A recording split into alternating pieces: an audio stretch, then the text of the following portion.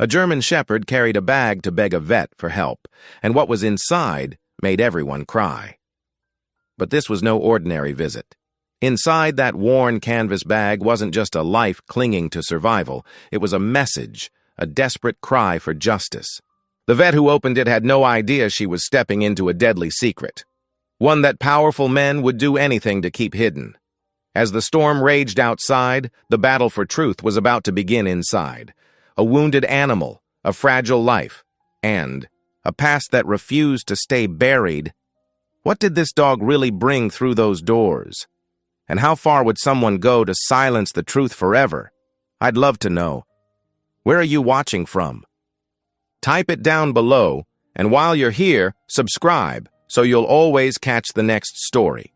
Thunder cracked overhead as rain lashed against the windows of Willow Bend Animal Clinic. Hollis Crane stood at the reception desk reviewing patient charts in the dim light of the stormy evening. The power had been flickering all afternoon, making her job even more challenging than usual. A sudden burst of wind rattled the clinic's glass doors, and through the sheets of rain, Hollis spotted a dark shape moving toward the entrance. Her heart jumped when she realized it was a large German shepherd, limping badly and carrying something in its mouth. "Oh my goodness!" Sarah, the receptionist, gasped as the automatic doors slid open and the soaking wet dog staggered inside. Hollis rushed forward, her medical training kicking in as she assessed the situation. The dog's fur was matted with mud and what looked worryingly like blood. Despite its obvious exhaustion, there was an urgent intelligence in its amber eyes that made Hollis catch her breath. "Easy there," she said softly, kneeling down to the dog's level. "You're safe now." The German shepherd was clutching a canvas field bag, refusing to let it go even as it swayed on its feet. Hollis noticed fresh surgical scars along its flank, barely healed. "Get Dr. Kelton," she called to Sarah, not taking her eyes off the dog, "and bring me some towels." The dog's eyes locked with hers, filled with such pleading that Hollis felt tears prick at her own eyes. Slowly, carefully, she extended her hand, palm up. "It's okay," she whispered. "I want to help." After a long moment, the dog gently placed the canvas bag at her feet, then immediately pressed its nose against it with a soft whine. Sarah returned with an armful of towels, followed by Dr. Boyd Kelton. He adjusted his silver-rimmed glasses, his expensive suit pristine beneath his white lab coat. "What's all this commotion about?" "A German shepherd just walked in," Hollis explained, carefully opening the bag while keeping her movements slow and gentle. "It's injured and—" Her voice caught in her throat as she looked inside. There, wrapped in what appeared to be a torn piece of blanket, was a tiny newborn puppy, barely breathing. But that wasn't all. Beside the pup lay a thumb drive, and something that made Hollis's world tilt sideways. A St. Christopher medal she would have recognized anywhere. That's my father's," she whispered, her fingers trembling as they brushed the familiar medal.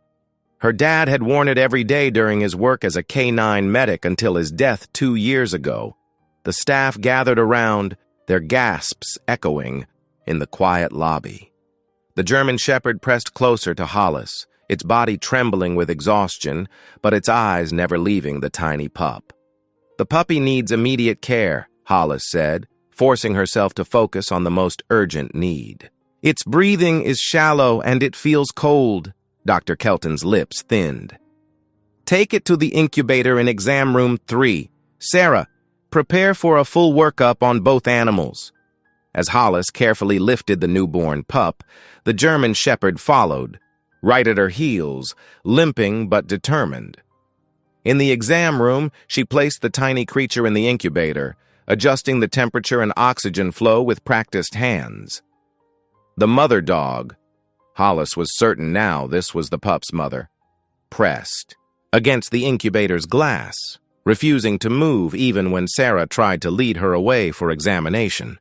"She stays," Hollis said firmly, surprising herself with the authority in her voice. "I'll call her Zephyr." Dr. Kelton frowned. We don't name strays, Dr. Crane. You know the protocol. But Hollis wasn't listening. Something about this dog, about finding her father's medal after all this time, about the thumb drive that now felt like it was burning a hole in her scrub's pocket. It all meant something. This wasn't a coincidence. Zephyr, she repeated softly, and the dog's ears twitched at the name. We're going to figure this out, girl. I promise. The storm continued to rage outside, but inside the clinic, time seemed to stand still as they worked to stabilize the puppy. Hollis found herself talking softly to Zephyr, telling her everything would be okay, even as questions swirled in her mind. How did this dog get her father's medal? What was on the thumb drive? And why did she feel such an immediate, powerful connection to this brave animal who had fought through the storm to find help? The German Shepherd's eyes never left her pup, but occasionally she would look up at Hollis with an expression that seemed to hold volumes of unspoken meaning. Something was very wrong here, and Hollis had a feeling she was now part of something much bigger than a simple rescue. The surgical scars are recent, she noted aloud, carefully examining Zephyr while keeping them close to the incubator. Professional work. But why would a stray have surgery?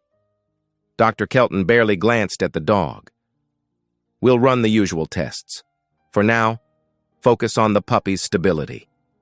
But Hollis couldn't shake the feeling that her boss's dismissive attitude was covering something else. She'd worked under him long enough to recognize when he was avoiding direct involvement in a case.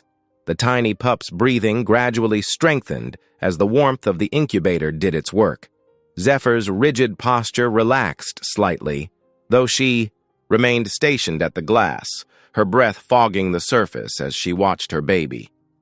Sarah worked quietly alongside Hollis, helping to clean Zephyr's wounds and check her vital signs. The rest of the staff kept finding reasons to peek into the exam room, drawn by the unusual circumstances of the evening's patients. I've never seen anything like this, Sarah whispered to Hollis. A dog carrying a bag with a puppy and other things? It's like something out of a movie. Hollis touched the pocket where she'd stashed her father's medal and the thumb drive. There's more to this story. Much more. She looked down at Zephyr, who met her gaze steadily. And somehow, my father was involved. The storm outside began to ease, but inside Willow Bend Animal Clinic, Hollis knew this was just the beginning of a much longer journey. Whatever had brought Zephyr to their door tonight, whatever connection existed between this brave dog and her father's medal, she was determined to uncover the truth.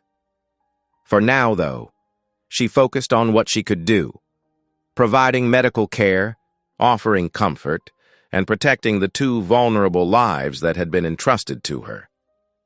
Zephyr seemed to understand this, pressing her head against Hollis's leg in a gesture of trust that brought fresh tears to her eyes. We're in this together now, Hollis whispered, and somewhere in the depths of her heart, she felt the truth of those words settle into place like a key turning in a lock.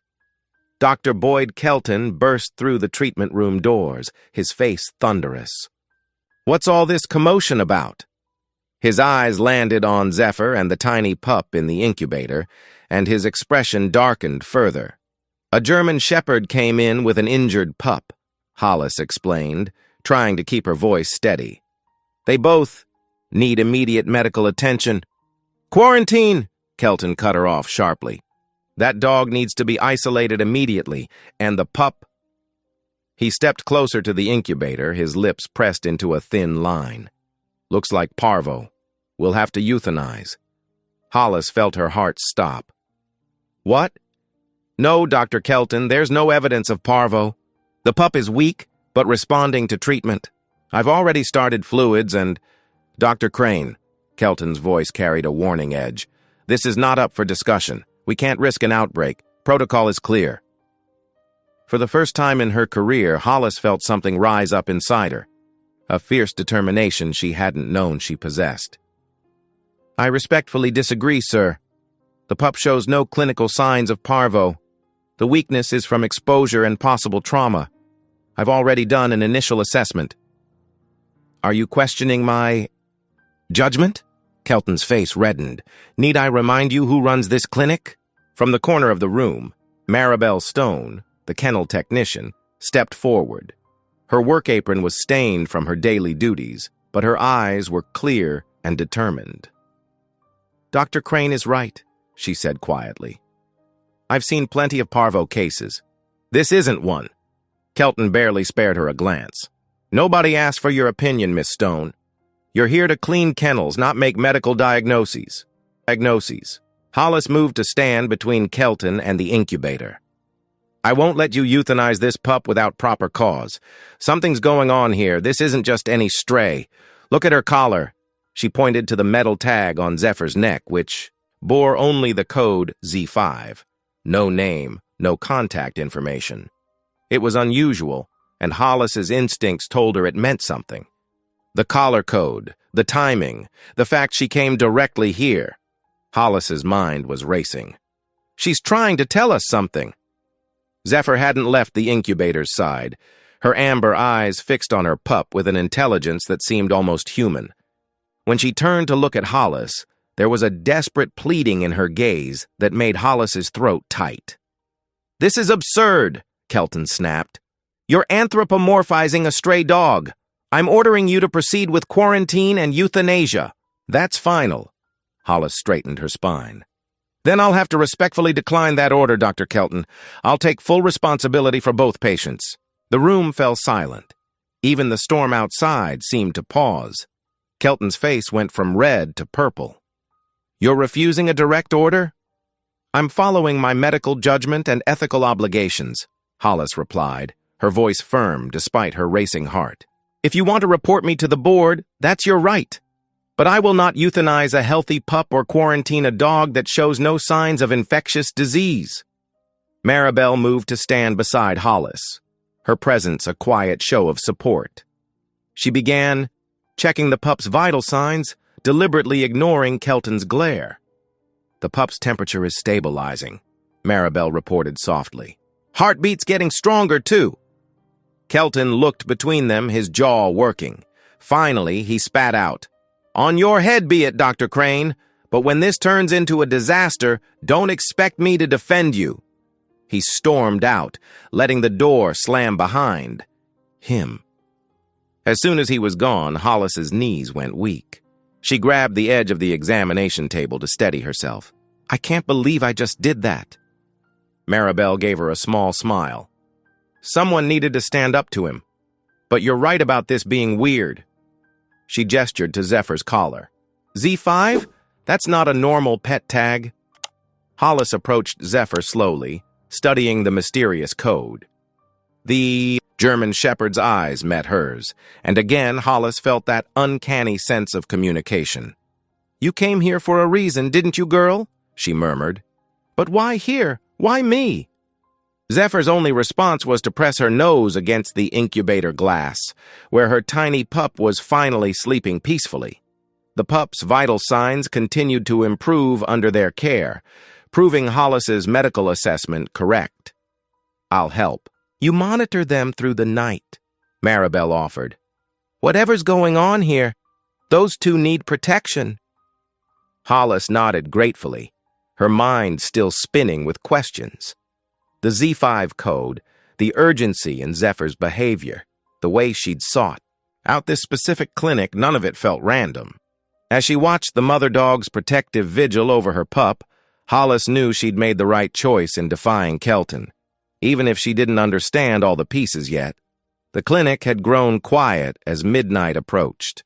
Only the soft hum of medical equipment and the occasional whimper from the kennels broke the silence. Hollis sat cross-legged on the floor beside Maribel, the canvas field bag between them. The overhead fluorescent lights cast harsh shadows as they carefully emptied the bag's contents. We should check every pocket again, Hollis whispered, glancing toward the door. There has to be something we missed earlier.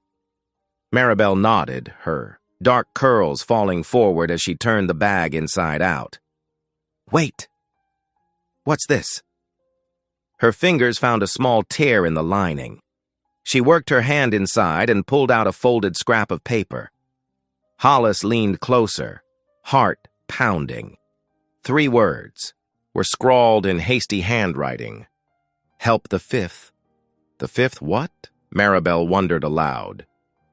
Maybe. Hollis reached for the thumb drive they'd found earlier. Maybe this will tell us. They moved to the small office computer, and Hollis plugged in the drive with trembling fingers. What appeared on the screen made them both gasp. Video. Footage showed rows of sedated dogs in what looked like a warehouse setting. Many were hooked up to IVs, their bodies marked with surgical scars. Other clips revealed workers culling puppies that didn't meet certain standards. Oh my God, Maribel breathed. It's some kind of illegal breeding operation. Hollis felt sick to her stomach. Look at their surgical scars. They're exactly like Zephyr's. She thought of the distinctive marks she'd noticed on the German Shepherd's flank during her examination. They must have used her as a breeding dog, too. Something about the setup in the videos tugged at her memory. The medical equipment, the surgical techniques.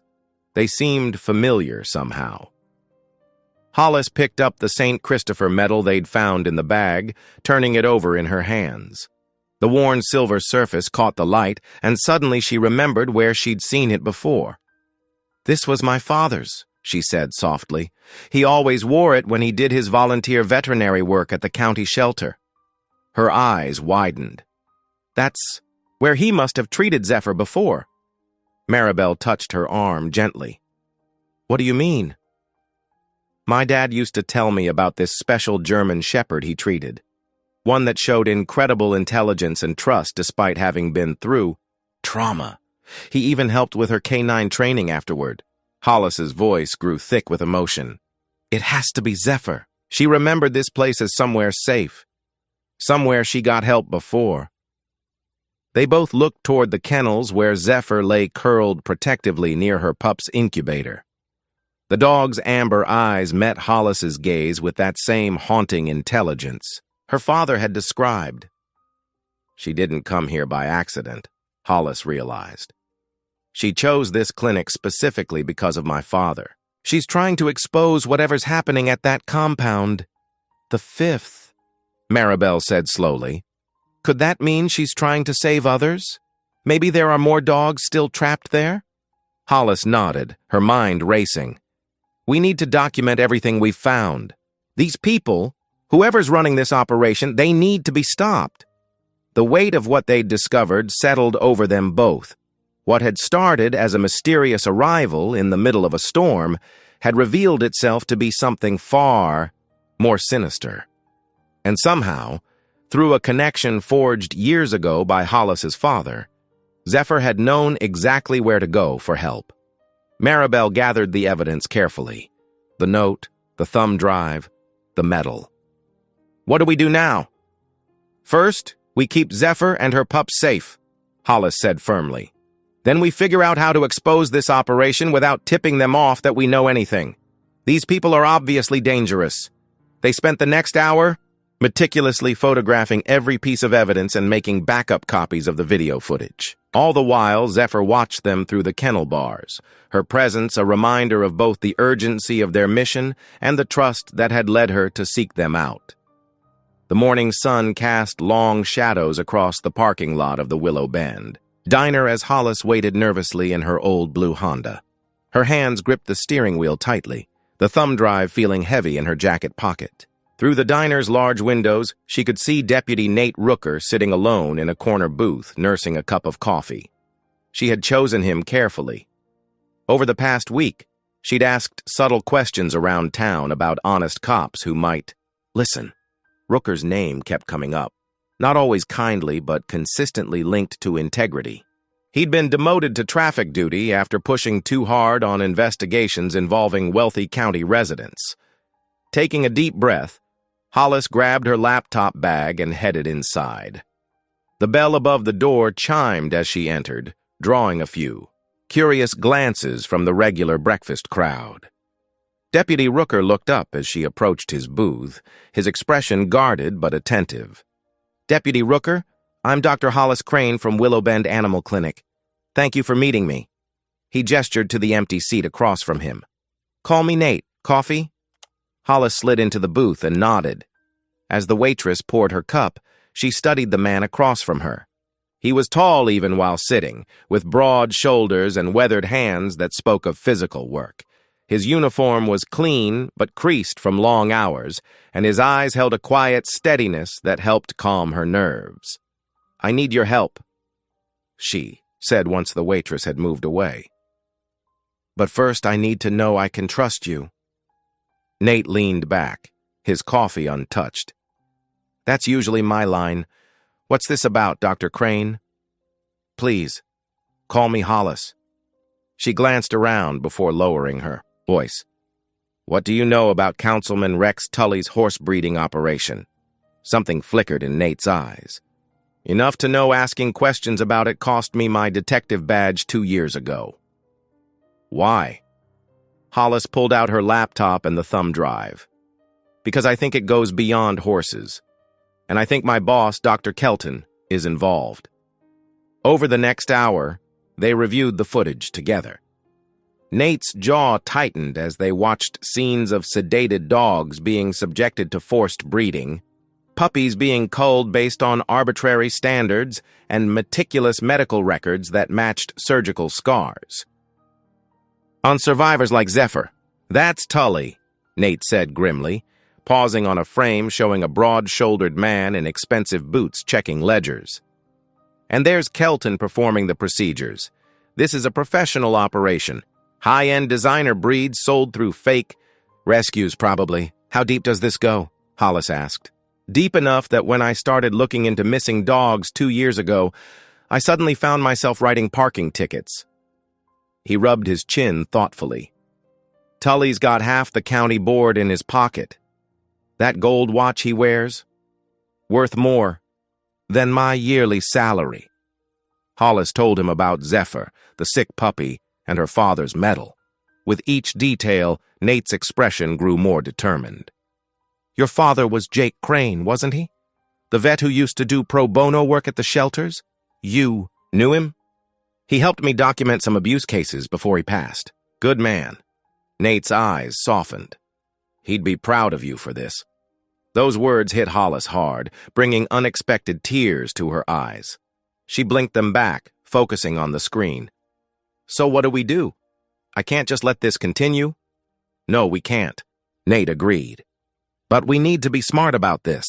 Tully and Kelton have money and influence. One wrong move and they'll bury the evidence, and maybe us with it." They spent the next hour planning, speaking in low voices as the diner slowly emptied. Maribel would continue monitoring Kelton's movements at the clinic while gathering evidence. Nate would quietly reach out to trusted contacts in state law enforcement, building a case away from local interference. Hollis would protect Zephyr and the puppy while documenting everything. "We'll need more than just the video," Nate explained. "We need paper trails, witnesses, medical records, enough that they can't make it disappear. Kelton keeps everything. Locked in his office," Hollis said. "But Maribel knows his schedule better than anyone. Maybe—" She stopped as the diner's door chimed. Dr. Kelton himself walked in, his tall frame casting a shadow across their booth. Hollis's heart jumped to her throat, but she forced herself to remain calm as she closed her laptop. "Well, well," Kelton said, his smile not reaching his eyes. "Quite a coincidence running into you here, Dr. Crane, and with our local parking enforcement, no less." "Just getting breakfast before my shift," Hollis said evenly. "Of course." Kelton's gaze lingered on her laptop. "Don't be late. We have that staff meeting at 9. He moved to the counter, but Hollis could feel him watching. "He knows something's up," Nate muttered once Kelton was out of earshot. "We need to move carefully from here on out. No more public meetings." Hollis nodded, her hands shaking slightly as she packed up her computer. The weight of what they were undertaking suddenly felt overwhelming. But then she thought of Zephyr's trusting eyes, of all the other dogs still trapped in that breeding operation, of her father's medal that had somehow found its way back to her through all of this. "I'll be careful," she promised. "But I'm not backing down." Nate stood, adjusting his badge. Good, because neither am I. We'll get them, Hollis. It just might take time. They exchanged phone numbers and arranged a secure way to communicate. As Hollis walked to her car, she felt both terrified and oddly hopeful. She wasn't alone in this fight anymore. But Kelton's appearance had made one thing clear. Every move from now on would be dangerous. Her phone buzzed with a text from Maribel. Kay's been asking questions about security footage from the night Z arrived, getting worried. Hollis took a deep breath and started her car. They were in a race now, to gather enough evidence before Kelton and Tully could destroy it all. But with Nate's help, maybe they had a chance. She just hoped it would be enough. The fluorescent lights of the clinic's back room buzzed quietly as Hollis and Nate hunched over her laptop, examining the grainy surveillance footage for the 100th time. Their eyes were tired from squinting at the screen, but determination kept them focused. Maribel stood guard at the door, occasionally peeking through the small window to ensure they weren't interrupted. There, Nate pointed at a sequence of numbers visible on one of the dog's collars. That's not just a random ID, it's following a pattern. See how they all start with letters matching their breed type? Hollis leaned closer, her heart racing. Like Z5 for Zephyr, German Shepherd, fifth litter. The realization made her stomach turn. They're tracking their breeding program. Exactly. Nate pulled out his notepad, scratching down the codes they could make out. And these microchip numbers, they're registered through a company called Valley View Kennels. But when I ran a check, it's just a shell company. Guess who's listed as the veterinarian of record? Kelton, Hollis whispered, her hands clenching into fists. The betrayal stung even though she'd suspected it all along. The door creaked open, and Maribel slipped. Inside, her face flushed with excitement. You're not going to believe this. I just got off the phone with someone, a handler from the compound. She wants to talk. Hollis's heart skipped a beat. Are you sure it's legitimate? Her name is Ivy Mott, Maribel said, lowering her voice. She's terrified, but she's the one who put the bag on Zephyr. She says she couldn't take it anymore, watching what they did to those dogs. They arranged to meet Ivy at a quiet coffee shop 2 towns over. When she walked in, Hollis immediately recognized the haunted look in her eyes, the same desperate plea for help she'd seen in Zephyr's gaze that stormy night. Ivy twisted strands of her long blonde hair nervously as she spoke, her worn farm boots scuffing against the floor. I've worked there for 3 years, she said, her voice barely above a whisper. At first they told me it was just a professional breeding operation, but then I saw things, the culling, the forced pregnancies. Dr. Kelton would come in at night to perform surgeries without proper anesthesia. Tears welled in her eyes. Zephyr was different. She was smart, too smart. She understood what was happening. When she had her last litter, I knew they were going to. Ivy's voice broke. I couldn't let them. I remembered hearing about this clinic, about your father's work with rescue dogs. So I took a chance. As Ivy shared more details about the operation, Nate carefully documented everything. But their progress came at a price. The very next morning, Hollis received an official letter from the State Veterinary Board. They're threatening to suspend my license, she told Nate and Maribel, her hands shaking as she held the paper. They're claiming I tampered with evidence by treating Zephyr and her pup without proper documentation. Kelton must have connections on the board. Maribel's face darkened. He does.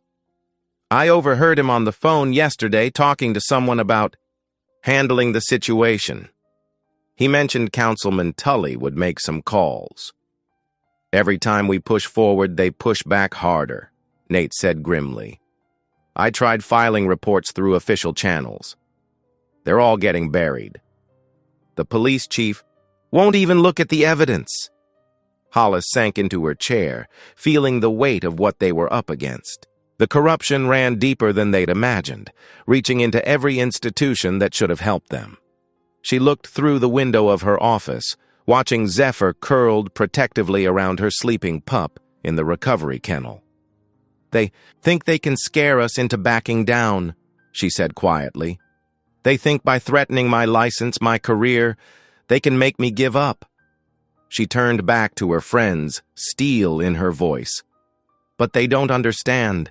This isn't about me anymore. It's about every dog in that compound, every animal they've hurt. We're their only hope." Maribel reached out and squeezed her hand. "We're with you, no matter what." "The law might be blocked," Nate added, "but there are always other ways to expose the truth. We just have to be smarter than they are." Ivy's phone buzzed with a text message. Her face went pale as she read it. "They know I talked to you. Tully's people are watching my apartment." Her hands trembled. "What am I going to do? I can't go back there, but I don't have anywhere else to go." Hollis made a quick decision. "You'll stay with me. My guest room isn't much, but it's safe. They won't expect that." The weight of their situation settled over the room. They were fighting against people with money, power, and influence. People who had spent years building a network of protection around their cruel operation. Every legal avenue was blocked, every official channel compromised. But as Hollis watched Zephyr gently nuzzling her pup through the kennel gate, she felt her resolve strengthen. Sometimes the right path wasn't the easy one. Sometimes standing up for what was right meant standing alone against the storm. She wouldn't back down. Not now. Not ever. "We need to go public," she said finally. "If we can't work through official channels, we'll take this straight to the people. Social media, local news, animal rights groups, anywhere that will listen. They can block reports and threaten us, but they can't silence the truth forever." Nate nodded slowly. "It's risky. They'll come at you with everything they've got." "Let them come," Hollis replied, her voice steady despite her racing heart. "I'm not afraid anymore. The fluorescent lights flickered overhead as Hollis stared at the cryptic note for the 100th time. "Help the 5th" was scrawled in hasty handwriting on the crumpled paper. She'd been focusing on the wrong meaning entirely. Her hands began to shake as the true horror of the situation crystallized in her mind. "Nate," she called urgently to the deputy who was reviewing files across the room. "The surgical schedule. Where is it?" Nate quickly rifled through the papers they'd gathered until he found the document they'd copied from Kelton's office. "Here. 5 procedures listed for tonight." Hollis's finger traced down the list of coded entries, her heart pounding harder with each line. Z5 was listed last. The blood drained from her face as understanding struck like lightning. "It's not about a 5th litter," she whispered. "Zephyr is the 5th surgery scheduled for tonight. They're going to force another breeding on her." Nate's expression darkened as he processed this. "Are you sure?" "Look at the pattern," Hollis said, pointing to previous schedules they'd uncovered. "They always do multiple procedures in one night to avoid suspicion, and they destroy any dam that shows signs of wearing out." Her voice cracked. "Zephyr's scars. She's already been through too many pregnancies. If they try another, they'll kill her afterward," Nate finished grimly. "Clean up any evidence that could trace back to them." Hollis sank into her chair, mind racing. The veterinary board's threat of suspension hung over her head like a sword. She'd received the official warning just that morning: cease all unauthorized treatment of Zephyr or face immediate license suspension pending investigation. They were trying to force her to stand down, to look the other way while they destroyed an innocent animal. "We can't wait for warrants or official channels anymore," she said, standing up with sudden determination. "They've got too many people in their pocket." "By the time we could prove anything legally, Zephyr would be dead," Nate agreed. He ran a hand through his hair, clearly wrestling with the decision. As a law enforcement officer, going outside proper procedures went against everything he stood for, but he'd also seen enough corruption in the department to know sometimes justice required a different path. "I could lose my badge for this," he said slowly. "And you could lose your license." Hollis met his gaze steadily. "I know. but I couldn't. Live with myself if we let them hurt her again. My father trusted her enough to give her his medal. She came to us for help. I won't let her down." A long moment passed between them. Then Nate nodded. "All right. What's the plan?" They spent the next hour plotting out their rescue attempt. The breeding facility was well guarded, but Nate's law enforcement experience helped identify vulnerabilities in their security. Hollis knew the layout from the surveillance footage, and more importantly, she understood how to safely transport an injured animal. "The procedures start at 11 o'clock, Hollis said, checking her watch. "We need to get Zephyr out before they can move her to surgery. Once they sedate her..." "It'll be too late," Nate finished. "We go in at 10:30 then. The shift change should give us some cover." Maribel burst into the room, slightly out of breath. "You need to hear this," she said urgently. "I just talked to Ivy, the handler who helped Zephyr escape. She says they've moved up the schedule. They're starting the procedures early tonight." Hollis's heart nearly stopped. "How early?" 8 o'clock. "They're suspicious something's up and don't want to risk waiting." Hollis checked her watch again. 6:45. Just over an hour to save Zephyr's life. The stakes had suddenly become immediate and overwhelming. "We have to move now," she said, grabbing her medical bag. Her hands were trembling, but her voice was steady. "Maribel, can you cover for me here at the clinic?" The kennel tech nodded firmly. "Already on it. I'll keep Kelton distracted if he shows up. Nate?" Hollis turned to the deputy.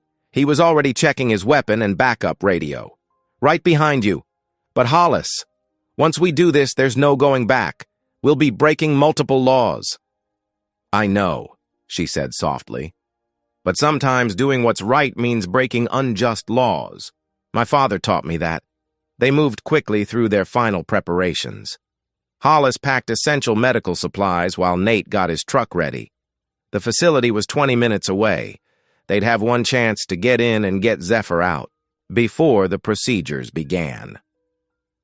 As they headed for the door, Hollis paused by the incubator where Zephyr's pup lay sleeping. The tiny creature had grown stronger over the past days, fighting for life with the same determination its mother had shown. Hollis pressed her hand against the warm glass. "We're going to bring your mama back," she whispered. "I promise." The night air was cool as they stepped outside. Storm clouds were gathering again, much like the night Zephyr had first appeared at the clinic. But this time, Hollis wasn't just reacting to a crisis. She was choosing to act, choosing to fight back against the cruelty and corruption that had hurt so many innocent animals. As she climbed into Nate's truck, her father's St. Christopher medal pressed against her chest where she wore it on a chain. She touched it briefly, drawing strength from the connection to both her father and Zephyr. The medal had brought them together for a reason. Now, it was time to fulfill that purpose. "Ready?" Nate asked as he started the engine. Hollis took a deep breath and nodded. "Ready? Let's go get her out of there." The truck pulled away from the clinic, carrying them toward a point of no return. The mission had transformed from an investigation into a rescue operation. Time was running out for Zephyr, but Hollis's determination had never been stronger. Sometimes the right path wasn't the legal one, and tonight, saving a life meant breaking the rules. The clouds parted to reveal a sliver of moon as Nate's truck crept along the dirt access road leading to Tully's compound. Hollis's heart pounded against her ribs as she spotted the first line of chain-link fencing through the darkness. This was it. No turning back now. "Remember the plan," Nate whispered as they pulled to a stop behind a cluster of trees. "Maribel takes the south entrance. By the kennels, I'll handle any security at the main gate. Hollis, you and Zephyr head straight for the surgical wing to find Ivy." Zephyr's amber eyes gleamed with recognition as they approached the compound. The German shepherd moved with silent purpose, leading them to a gap in the fence she must have, used in her earlier escape. One by one, they squeezed through. The compound sprawled before them, a collection of weather-beaten buildings surrounding a central barn. Light spilled from only a few windows, but the sounds of distressed dogs echoed through the night air. Hollis felt sick knowing how many animals were suffering here. "Now," Nate signaled, and they split up. Maribel darted toward the kennels, wire, cutters ready. Nate disappeared into the shadows near the main building. Hollis followed Zephyr, who seemed to know exactly where they needed to go. They found Ivy exactly where she said she'd be, hiding in the feed room adjacent to the surgical wing. The young handler's face was pale with fear, but her hands were steady as she passed Hollis a thick ledger. "Everything's in here," Ivy whispered. "All the breeding records, payment details, which officials were paid off, even Dr. Kelton's involvement." "You're incredibly brave," Hollis told her. "Now let's get you out of here." A muffled crash from the kennel area made them all freeze. Then came the distinctive sound of cage doors opening, followed by excited barking. "That's Maribel," Hollis said. "She's freeing the dogs." They moved quickly. Through the darkened building, Zephyr leading the way. The German Shepherd's behavior changed suddenly, hackles rising as she gave a low growl. "Someone's coming," Ivy breathed. They pressed themselves against the wall as footsteps approached. Two of Tully's men rushed past their hiding spot, heading toward the commotion at the kennels. "We need to move faster," Hollis urged. They made it outside just as chaos erupted across the compound. Dogs were running everywhere, their joyful barking mixing with shouts of alarm. Nate had disabled the main gate, leaving it wide open for escape. Maribel was directing the freed animals toward the exit, her face glowing with fierce satisfaction. For one shining moment, it seemed their plan was working perfectly. They had the evidence, Ivy was safe, and dozens of dogs were finding their freedom. Hollis clutched the ledger to her chest, hardly daring to believe they'd succeeded. Then came the smell of smoke. "Fire!" someone shouted. "They're burning the barn!" Hollis spun around to see orange flames licking up the side of the main barn. Tully's men must have decided to destroy any remaining evidence, but the fire was spreading faster than they'd likely intended, fed by decades of dry hay and wood. "Everyone out!" Nate bellowed, appearing from behind the barn. "The whole place could go up!" But Zephyr was pulling in the opposite direction, toward the burning building. Her ears were forward, body tense with urgency. There must be more dogs. Inside, Hollis realized with horror. She could hear frightened whimpers now, barely audible over the roar of the growing flames. Dark smoke was pouring from the barn's upper windows. The hayloft was fully engulfed, sending burning debris raining down. The heat was already intense, making it hard to breathe. "Hollis, don't!" Maribel screamed as Hollis followed Zephyr toward the inferno, but she couldn't leave those dogs to burn. Not when they were so close to freedom. Pulling her shirt over her nose, Hollis plunged into the smoke-filled barn behind Zephyr. The interior was a hellscape of fire and shadow. Flames crawled across the ceiling while thick smoke made it nearly impossible to see. But Zephyr moved with purpose toward a row of cages along the back wall. Inside were several terrified dogs, pressed against the bars as far from the flames as they could get. Hollis's fingers fumbled with the latches as her eyes streamed from the smoke.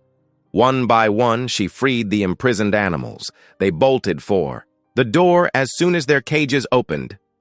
"That's all of them," she choked out. "Let's go!" But a thunderous crack from above made her heart stop. The burning hayloft was collapsing. Flaming beams crashed down, blocking their path to the door. Heat seared her skin as the flames spread rapidly across the hay-strewn floor. They were trapped. Through the smoke and fire, Hollis could barely make out Zephyr's form. The German Shepherd was prowling the perimeter, searching for another way out. The ledger Hollis still clutched was their only proof of the operation's crimes. If they didn't make it out, all of this would have been for nothing. The smoke was getting thicker, making every breath a struggle.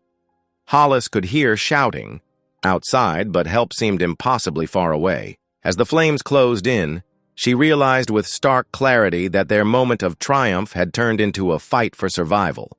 The barn was becoming an inferno, and they were running out of time.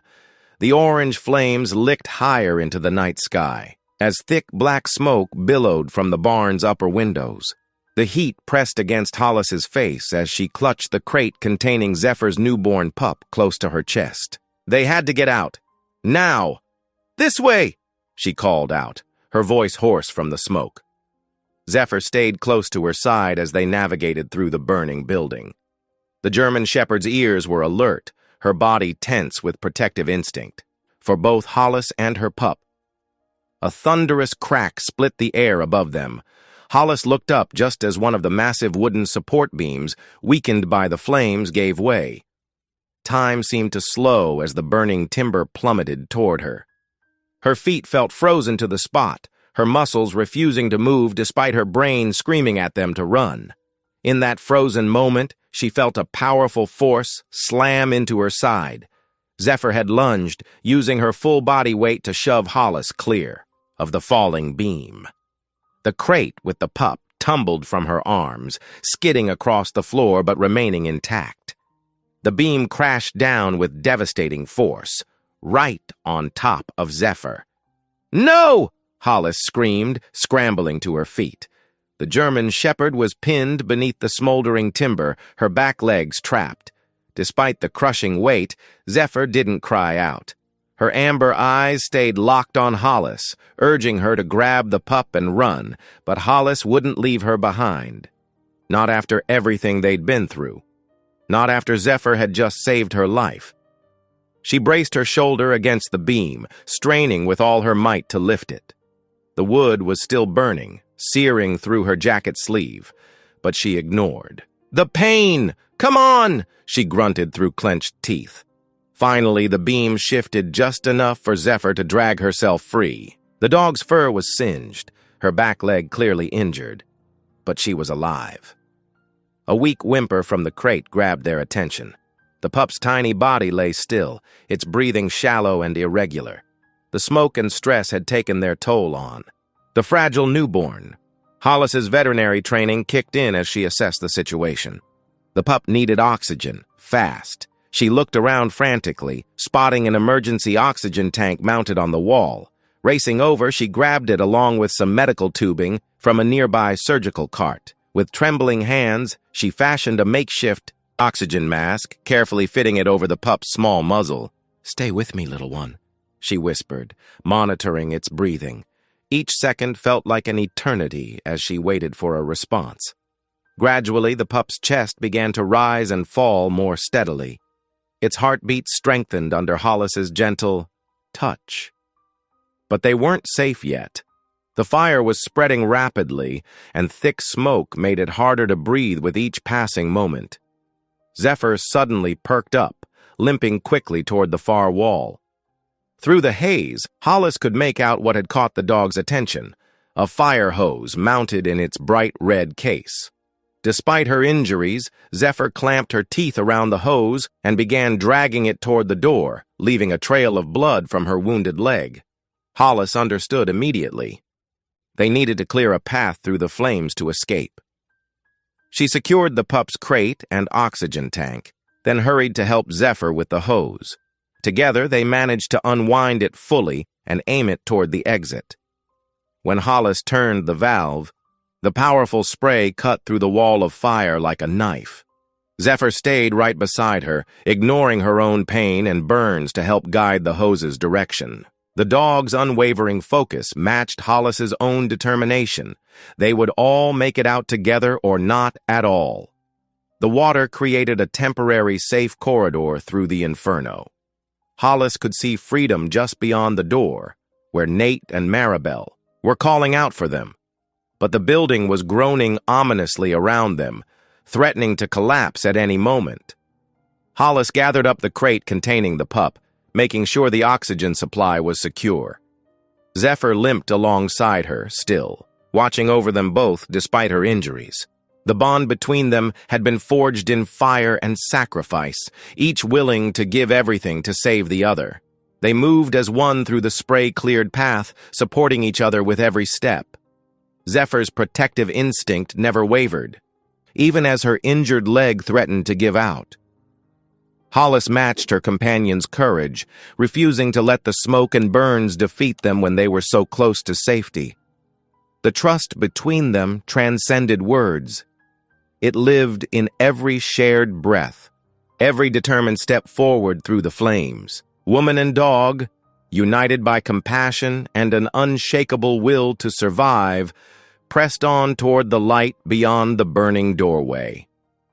The morning after the fire, as smoke still curled from the compound's remains, Hollis returned with Nate and Zephyr to search through the wreckage.